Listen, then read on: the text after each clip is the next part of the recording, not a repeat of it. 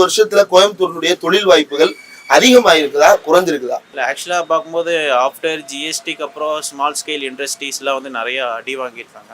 Maximum நிறைய companies close ஆகிருக்குது.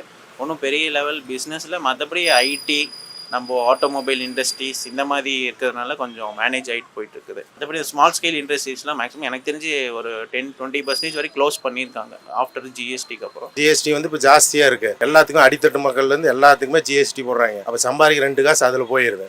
அதனால் ஜிஎஸ்டி வேஸ்ட்டு. பெட்ரோல் விலை பார்த்தீங்கன்னா இப்போ இந்த வண்டியெல்லாம் பார்த்தீங்கன்னா லிட்டர் வந்து இப்போ 96 ரூபா விற்கிறாங்க, 98 ரூபா விற்கிறாங்க டீசல். இப்போ பார்த்தீங்கன்னா எங்களுக்கு இதில் தண்ணியில் எல்லாம் கொடுத்தா ஒன்றுமே நிற்காது கையில். அந்த மாதிரி தான் போயிட்டு இருக்கு. இப்ப ஆனா மோடி வந்து 100 ரூபாய் கேஸ் விலையை குறைச்சிருக்காரு. அதனால உங்களுக்கு இது இல்லையா? 100 ரூபாய் குறைஞ்சிருக்குல்ல? 100 ரூபா குறைஞ்சி என்ன பண்ணுறதுங்க? விலைவாசி ஜாஸ்தியாக தானே இருக்குது. 100 ரூபாய்க்கு குறைச்சி என்ன பண்ணுறது? இன்னும் அதை 100 ரூபாய் குறைச்சாங்கன்னா 200 ரூபா சேர்த்துவாங்க.